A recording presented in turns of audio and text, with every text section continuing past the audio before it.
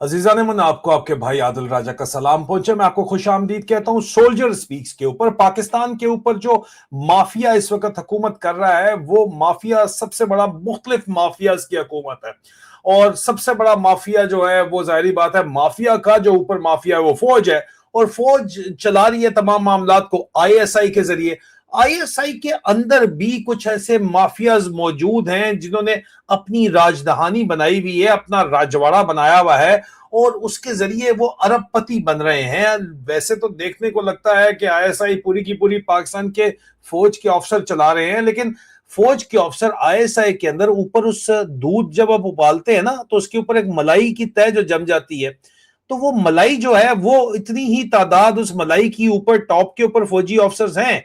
नीचे पूरे का पूरा जो देगचा है दूध का, वो आईएसआई की अपनी इंटेग्रल मैन पावर होती है, जो डायरेक्ट इंडक्टेड होती है। इंस्पेक्टर्स होते हैं, और उसके अलावा रिसर्च ऑफिसर्स होते हैं, और उसके अलावा असिस्टेंट डायरेक्टर होते हैं। दरअसल जो ऑफिसर बेसिक इंटेलिजेंस कोर्स करके आते हैं, मुकाबले के इम्तिहान करके आते हैं। जनरल फैज हमीद ने बहुत से लोग डायरेक्ट भी डाले, लेकिन बहरहाल वो मुकाबले के इम्तिहान से के बाद आते हैं, और आके जो है वो उसके बाद जो पूरा आईएसआई का निजाम असल में वो लोग चला रहे हैं।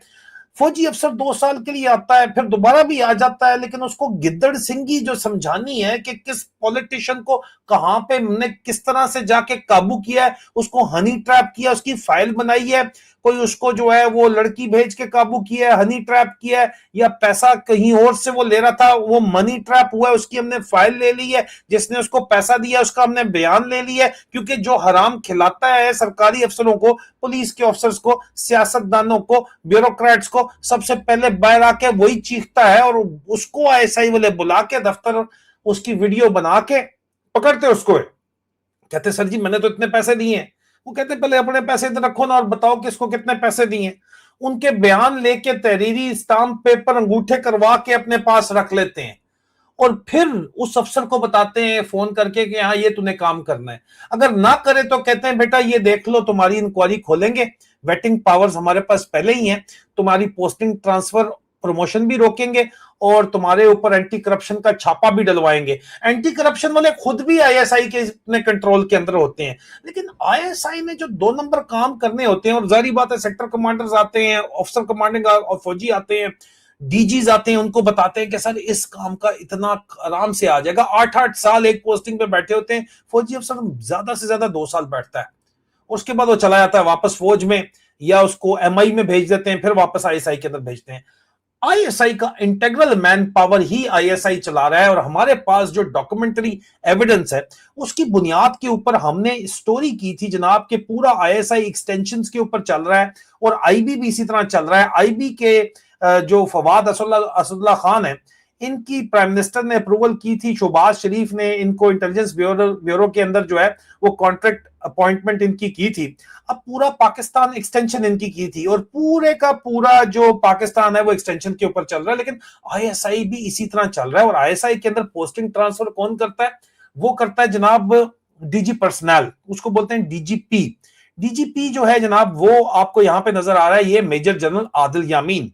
ये 13 फ्रंटियर फोर्स से इनका तल्लक है। इनको सुपरसीड कर दिया गया है, और सुपरसीड करने के बाद इनको एक्सटेंशन 2 साल की मजीद सर्विस के अंदर देके डीजीपी ही रखा गया है।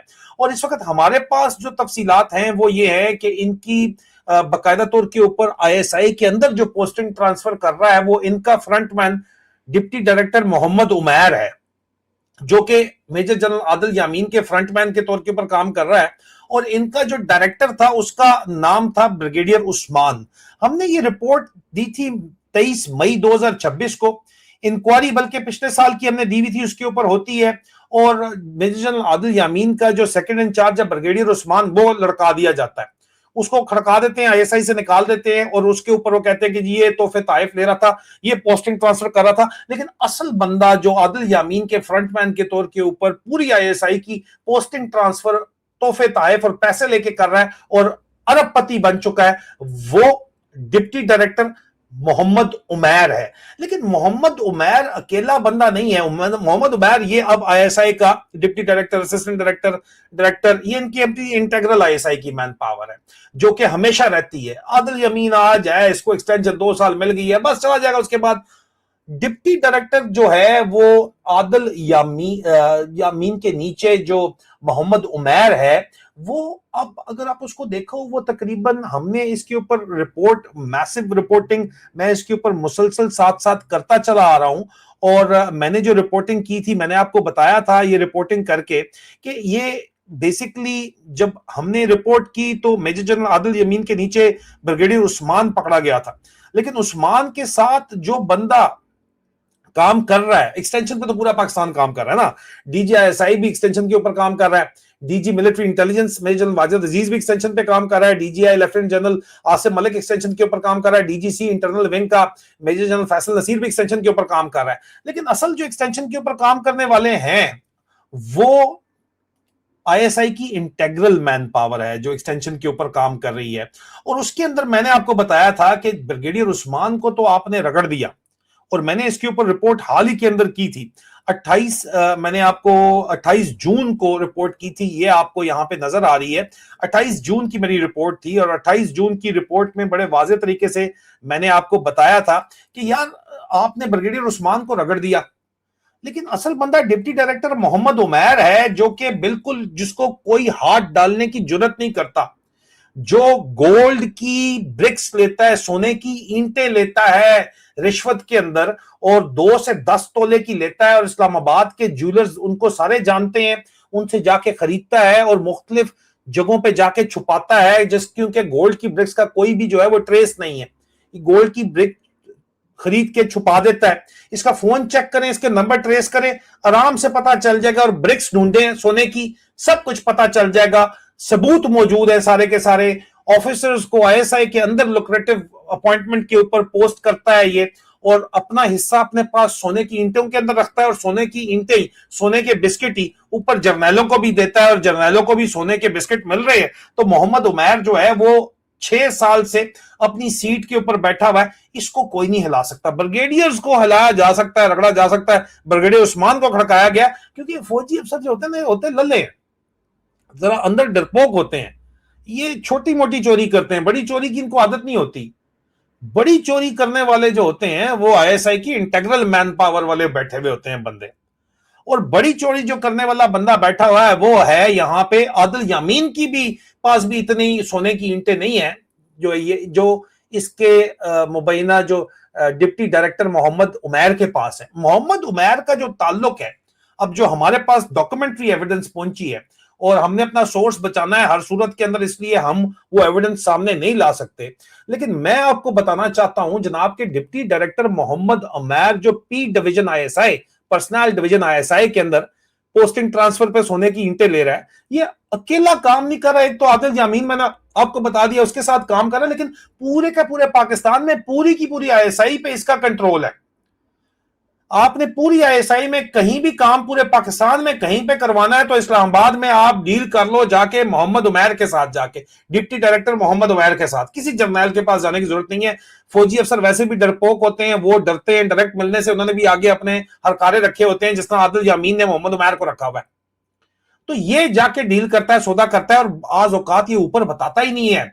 ये अपने डीजी को नहीं बताता आदिल यामीन को कि सर मैंने सौदा क्या किया, ना ही ये बताएगा जाके डीजीआईएसआई को भी नहीं पता चलेगा, डर्टी हैरी को भी नहीं पता चलेगा। पोस्टिंग ट्रांसफर की हद तक तो क्योंकि सिग्नेचर आदिल यामीन के होने, तो इसको इसका हिस्सा उम्मीद है कि पहुंच जाता होगा, लेकिन कम ही पहुंचता होगा। लेकिन जो असल कार्रवाई असल काम है जो पूरे पाकिस्तान में करवाने, बंदा चुकवाना है, बंदा छुड़वाना है, इस तरह के जो काम होते हैं, टेंडर पास करवाना है, किसी पे पर्चा करवाना है, पर्चा खत्म करवाना है, पाकिस्तान में इसी किस्म के काम है। बेटे ने जो है वो जाके जो है वो कर दिया है, जना बिल जबर बलात्कार कर दिया है, उसका पर्चा खत्म करवाना है, या उस किसी बंदे के खिलाफ पर्चा करवाना है। कोई भी काम है, इंडस्ट्री लगवानी है, लाइसेंस लेने हैं, शराब का काम है उसका लाइसेंस लेने हैं, जो भी काम है, आप सौदा जाके आदिल यमीन से, तो भाई ये तो इसका सिर्फ पोस्टिंग ट्रांसफर है। और ये अगर इससे डायरेक्ट बात करोगे तो ये तो अन्नेवाह पैसे मांगेगा। जिस तरह फैसल नसीर जो है वो जाके उसके साथ आप दुबई में जाके डील करो तो अन्नेवाह पैसे मांगता है। आप सीधा इनके फ्रंटमैन मोहम्मद उमैर से बात करें, वो कहेगा भाईजान इधर सोने की ईंटें रखें, अगला काम हम खुद करा देंगे। कैसे कराएगा? लेकिन अगले को भी शेयर डायरेक्ट दे देगा, कैसे करेगा? ये पूरे का पूरा एक कोर्स है जो मिलके ये काम कर रहा है। ऑफिसर बेसिक इंटेलिजेंस कोर 31, इसका ये माफिया इस वक्त ये मुख्तलिफ चेंज होता रहता है, लेकिन फिलहाल 6-7 साल से यही छाए हुए हैं। ये जनरल फैज हमीद के दौर से ये छाए हुए हैं। उसके बाद हनी बनी आया, नदीम अंजुम आया, उस वक्त भी यही छाए हुए थे। अब आसिफ मलक आके एक्सटेंशन में बैठा हुआ है, अभी भी असल में ये छाए हुए हैं और काम ये कर रहे हैं। मोहम्मद उमैर जो है वो खुद तो पर्सनल डायरेक्टरेट में अपनी कोर्समेट इसने लगाए हुए हैं। इसने पिंडी में आपने कोई काम करवाना है, ठीक है, आपका जो बंदा इसका यहां पे बैठा हुआ है वो पूरे का पूरा इसने पूरा का पूरा इसका कोर्स जो है 3 कोर्समेट इसने इस्लामाबाद के अंदर बिठाए हुए अपने इस्लामाबाद डेट के अंदर। किसी पॉलिटिशियन ने काम करवाना है, कोई इस्लामाबाद के अंदर किसी भी जगह के ऊपर आपने काम कराना है, तो 3 कोर्समेट इसके जो है वो इस्लामाबाद के अंदर लंबे 6-8 साल से बैठे हुए। ये उस वक्त से बैठे हुए जिस वक्त आसिम मुनीर का इस वक्त चीफ सिक्योरिटी ऑफिसर जो है वो मौलवी नमान है, कर्नल नोमान खटक है, ठीक है, वो उससे भी पहले के बैठे हुए हैं। फहीम रजा के आने से पहले भी ब्रिगेडियर रामे के दौर से ये बैठे हुए हैं, जो भी जनरल प्रमोट हो चुका है। 3 इसके कोर्समेट बैठे हुए हैं। Deputy director Hamza internal wing है, इस्लामाबाद के अंदर है। ब्रिगेडियर फहीम रजा के जो है वो राइट हैंड मैन है। डिप्टी डायरेक्टर राणा उमैर है, अगेन उमैर, राणा उमैर है, ठीक है, वो बैठा हुआ है इंटरनल विंग रावलपिंडी में, गोलड़ा डिपू के साथ डेट के अंदर बैठा हुआ है। और डिप्टी डायरेक्टर उस्मान है, वो एसीक्यू रावलपिंडी के अंदर बैठा हुआ है। और इन्होंने पिंडी और इस्लामाबाद, उमैर ने, राणा उमैर ने, डिप्टी डायरेक्टर राणा उमैर ने, डिप्टी डायरेक्टर उस्मान ने और डिप्टी डायरेक्टर हमजा ने। उस्मान याद है ना? हाँ, जब तुम्हारे कमांडर से मैं मिलने आता था, तुम साइड पे दोनों बैठे होते थे, ये बैठे होते थे इकट्ठे, उस्मान और दूसरा राणा उमैर, दोनों दफ्तर भी इन्होंने एक रखा हुआ, अपना कोर्समेट है ना। तो वहां पे सारी अंदर खाते गेम ये कर रहे हैं। डिप्टी सेक्टर कमांडर को ये बताते हैं जाके कि सर ये करना है, इस तरह करना है, इस पुलिस वाले की ये फाइल है, इसको हमने घेरना है। वो कहता है ये काम करवा दो, हो जाएगा, हो जाता है काम। अंदर खाते इन्होंने अपने काम भी खाते सारे खोले हुए हैं, क्योंकि काम तो सारे इलीगल मेजोरिटी के इनके होते हैं। माफिया के अंदर ये माफिया है, ये इस तरह चला रहा है पूरे का पूरा काम। 3 कोर्स में डिप्टी डायरेक्टर मोहम्मद उमैर ने वो बिठाए हुए हैं अपने लाहौर के इंटरनल विंग में, चिड़ियाघर के अंदर, तख्ते लाहौर को कंट्रोल करने के लिए, ठीक है जी। और उसके अंदर जो है वो तकरीबन 8 साल से वहीं पे बैठे हुए हैं। ये यहां पे ब्रिगेडियर रिजवान शरीफ है, इसको भी ये उन्होंने आगे लगाया हुआ है। उससे पहले ब्रिगेडियर अली यासर था सेक्टर कमांडर, उसके ऊपर इन्होंने इंक्वायरी खुलवा दी है आयशा रजब भट्ट के साथ केस बना के, हनी ट्रैपिंग के केस के अंदर। वो ब्रिगेडियर साजिद भी उसके अंदर सेक्टर कमांडर भी रगड़ा गया है। उससे पहले ब्रिगेडियर राशिद नसीर लूसी था। ये सारे ये 8 साल से बैठे हुए हैं इन, और नीचे से चलाने वाले जो लोग हैं वो ये मैं आपको बता रहा हूं कि सारा काम करने वाले कौन है। डिप्टी डायरेक्टर फरीद है वहां पे, इन्हीं का उमैर ने लगाया हुआ वहां पे फरीद। डिप्टी डायरेक्टर नवीद और डिप्टी डायरेक्टर असगर, ठीक है। तो लाहौर, तख्ते लाहौर फरीद, नवीद और असगर चला रहा है। और रावलपिंडी इस्लामाबाद मिलके राणा उमैर, उस्मान और तीसरा इनका जो बंदा है वो हमजा, इस्लामाबाद में हमजा बैठा हुआ है। और इन्होंने ये 6 बंदे इधर एक तरफ, लाहौर 3 इधर और 7वां ये खुद, इन 7 बंदों ने मिलके इस वक्त आईएसआई के अंदर, जो आईएसआई माफिया, तो माफिया के अंदर जो सबसे तगड़ा माफिया है वो 8 साल से छाया हुआ है, वो ये माफिया है जी, ठीक है। और इसके अंदर असगर वगैरह तो जो है वो स्टाफ अफसर है, 5 साल से सेक्टर कमांडर पंजाब का स्टाफ अफसर है। इससे पहले आप देख लो कि चाहे लूसी था, और उससे पहले रजवान शरीफ, अली यासर, सबका यही था भाई, स्टाफ अफसर यही चला रहा है मामलात को। इसने पूरे का पूरा मामला जो है वो पकड़े हुए, इनके कंट्रोल के अंदर है तमाम के तमाम मामलात। और ये गेम जो है वो चला रहे हैं। ये बताते हैं कि इतने इन्फ्लुएंशियल हैं कि किस तरह जनाब पंजाब पुलिस को मैनेज करना है। पुलिस का अफसर कोई हिल के तो दिखाए, कौन मनी ट्रैप है, कौन हनी ट्रैप है, किसकी वीडियोज हैं। मरियम बीबी को किस तरह कंट्रोल करना है, उसकी वीडियोज हैं। उसको, मरियम को कौन से नौजवान गार्ड पसंद है, वो नौजवान गार्ड मरियम औरंगजेब ने कहां से लगाए हैं, और उन नौजवान गार्डों ने आके जो हथियार दिए में प्रोवाइड किए हुए सबूत वो भी इनके पास पड़े हैं। कल कला को अगर मरियम को भी कंट्रोल करना पड़े, मरियम नवाज को, तो उनको पता है कि उसको कैसे, किस जगह से, कहां पे ट्रैप किया हुआ है। ऑर्डर सिर्फ दे दें वो कर लेंगे। पॉलिटिशियन तो मसला ही कोई नहीं है, सानिया मानिया जो उसकी पॉलिटिकल सेक्रेटरी है वो तो मसला ही कोई नहीं है। उससे ने आगे उसके जरिए वीडियो, सब कुछ वीडियो का अंबार है इनके पास। पुलिस के अफसरों को कंट्रोल, किसने रिश्वत कितनी दी और किसने, मरियम ने कितने बंदे कहां पे मरवाए, जायज मरवाए और कितने नाजायज मरवाए, कितने पैसे लेके मरवाए, कितनी एक्स्ट्रा जुडिशियल किलिंग है, तमाम फाइलें, किसने किसको कितनी रिश्वत दी है उसकी फाइलें इनके पास पड़ी हुई है। और सेक्टर कमांडर को ये बताते हैं, सर बताएं किस तरह कंट्रोल करना है। आयशा रजब भट्ट का केस जो है, पिछले सेक्टर कमांडर अली यासर समझता था कि ये तीनों बड़े सगे हैं, असगर इसका बड़ा सगा है, नवीद और फरीद, उसके भी तमाम के तमाम केसेस जो इस वक्त निकल के सामने आए हैं। और वो बेचारा मेजर जनरल चंगा भला उसका कैरियर था, वो मेजर जनरल के चक्कर के अंदर पीएस डायरेक्टरेट में उसका केस खुला हुआ, ब्रिगेड साजिद का भी, एएससी वाले का और इसका बलूच रेजिमेंट वाले का, वो भी सारा का सारा चक्कर इन्होंने खुलवाया है। अगले सेक्टर, पिछले सेक्टर कमांडर को पकड़वाते हैं, अगर जरूरत पड़े तो अगले सेक्टर कमांडर के साथ नौकरी सेट करते हैं। अभी रिजवान शरीफ पैसे मैसे के चक्कर में नहीं है और जर्नैल बनना चाहता है, तो उसको कैसे जर्नैल बनना है? तो सबसे आसान तरीका ये है सिस्टम के अंदर कि फाइल प्रेजेंट कर दें पिछले वाले सेक्टर कमांडर की, ये करप्शन करके गया हुआ है। क्यों? क्योंकि वो जरा इमरान खान के साथ, जरा उसको इमरान खान पसंद था। असल कहानी ये है, ब्रिगेडियर अली यासर को, ठीक है, उसको इमरान खान पसंद था। असल कहानी ये है, आप देखो कि किस तरह सियासतदानों को कंट्रोल करना है। एक एक सियासतदान की फाइल पंजाब की, पंजाब पाकिस्तान चला रहा है और पंजाब की फाइल इनके पास है, पूरे पंजाब की फाइल उन्होंने पकड़ी हुई है। पेशावर भी बंदे छोड़े हुए हैं, लेकिन वहां पे और एमआई वाले भी बहुत तगड़े हैं और वहां पे वैसे भी जो है ना वो टक टॉक प्रोग्राम बहुत ज्यादा है, ठीक है, इसलिए उधर नहीं जाते। यहां पे पंजाब कंट्रोल पिंडी, इस्लामाबाद और लाहौर के जरिए ऑफिसर बेसिक इंटेलिजेंस OBIC 31 ने किया हुआ है और मोहम्मद उमैर जो है वो ग्रुप का सरगना है, ठीक है। और इनके अपने बच्चे एलीट स्कूल्स में HSN के अंदर पढ़ते हैं। बच्चों की तफसील मैं नहीं दूंगा क्योंकि बच्चे जो है वो जाहिर बात है, वैसे भी मुझे कम्युनिटी गाइडलाइंस अलाउ नहीं करती, journalistic code of conduct allow नहीं करता कि मैं तफसीलात आपको दूं। मेरे पास प्रीव्यू के अंदर ये तमाम तर चीजें मौजूद हैं। तो बच्चे इनके HSN टाइप कॉलेजेस के अंदर पढ़े, पाकिस्तान से बाहर पढ़े, इनके लिए कोई प्रॉब्लम नहीं है। आज इनकी सर्विस खत्म करें या आज इनको सर्विस से निकाला जाए बगैर अकाउंटेबिलिटी के, ये कल जाके अमेरिका के अंदर सेटल होंगे, $2-3 मिलियन का घर खरीदेंगे या ऑस्ट्रेलिया के अंदर जाके सेटल हो जाएंगे, इनको कोई प्रॉब्लम नहीं है। या यूके में आ जाएंगे, कहीं अच्छी जगह के ऊपर रहेंगे, ये इनको कोई प्रॉब्लम नहीं है। ये सिचुएशन है, इसके अंदर एलीट स्कूल में बच्चे पढ़ रहे हैं, मल्टीपल प्रॉपर्टीज हैं इनके पास, लेकिन उमैर बॉस है इन सबका। उमैर ने अपने नाम पे कोई प्रॉपर्टी नहीं रखी, इन्होंने भी प्रॉपर्टीज फ्रंटमैन के जरिए रखी हुई है, सालियों के नाम के ऊपर, बहनों के नाम के ऊपर, माओ के बाप भाई के नाम के ऊपर, हर किसी ने फ्रंटमैन रखा हुआ है, कोई उनके नाम पे रखी हुई है। अपने नाम पे इनको कुछ नहीं प्रॉपर्टी आपको मिलेगी, लेकिन प्रॉपर्टी अन्य हुआ है। लेकिन मोहम्मद उमैर ने सबसे टाट काम ढूंढा हुआ है, उसने सोने के बिस्किट्स के ऊपर काम चलाया हुआ है, सोने की बार्स के ऊपर काम चलाया हुआ है। और वो सोने की बार भी 24 तोले कहता है मुझे ला के दो, जो कि पाकिस्तान में मिलती नहीं है। अगर आपने डायरेक्ट काम कराना है तो दुबई से जो है 24 कैरेट वाला, वो कहता है जो होता है, मुझे पता नहीं, कुछ 24 कैरेट वाला जो सबसे ज्यादा सॉफ्ट और सबसे ज्यादा प्योर होता है सोना, उसके जेवरात भी नहीं बन सकते जब तक उसके अंदर कोई मिलावट ना की जाए। इतना कीमती होता है, लेकिन बहुत कीमती होता है। वो भी मंगवाता है या खुद जाके सुनियारों से खरीदता है जब उसको पैसे मिले सिर्फ। तो उसने काम अपना पक्का रखा, लेकिन सोना भी छुपाया हुआ है ना कहीं पे, उसने अंदर तो नहीं लेके रखा होगा पीछे अपनी, ठीक है, वो भी कहीं छुपाया हुआ है इन्होंने।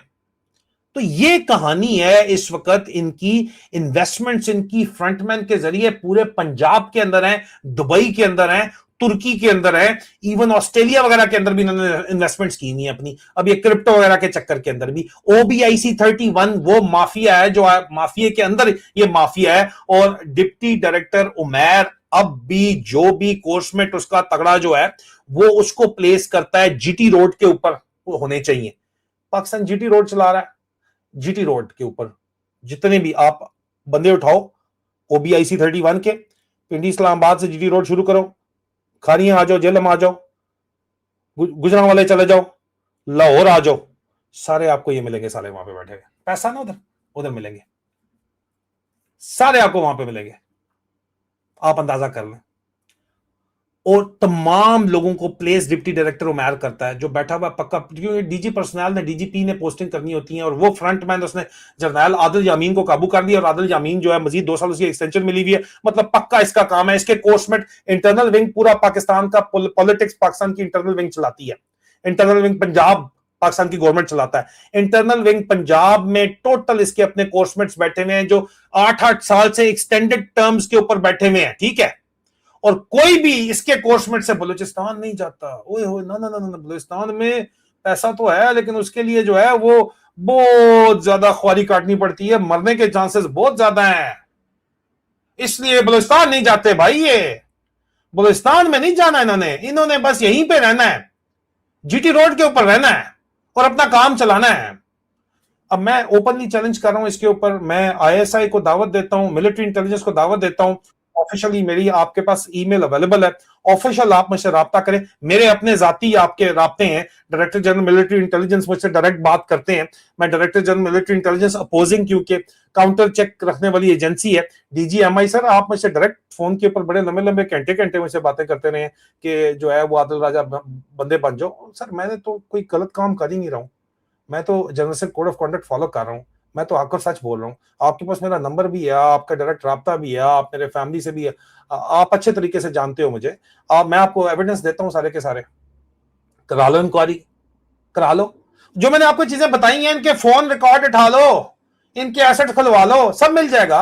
लेकिन मैं आपको एविडेंस देता हूं, चैलेंज करता हूं मैं आईएसआई को भी और एमआई को भी, मैं अवेलेबल हूं यहां पे, द गज दे द मैदान दे, आ जाओ कराओ इंक्वायरी। एविडेंस सारी के सारे यहाँ पे विटनेस स्टेटमेंट्स मौजूद हैं, एविडेंस मौजूद हैं, आप इंक्वायरी खोलो तो सही, बनो तो सही इंक्वायरी करने वाले, तो तब आगे पता चलेगा। अब तक के लिए सिर्फ इतना हजम हो गया ना, अगर बड़े तुरंत उठाया जाता है तो फिर अगली कहानी भी मैं बताऊंगा इन सब की। और इनके अलावा भी बड़ी लाइनें लगी हुई हैं, ऐसे ऐसे गिद्ध हैं उड़ रहे हैं पाकिस्तान की लाश के ऊपर कि आपकी सोच है अजीजान मन। अपना ख्याल रखिए, बहुत जल्द दोबारा मुलाकात होती है, खुदा हाफिज।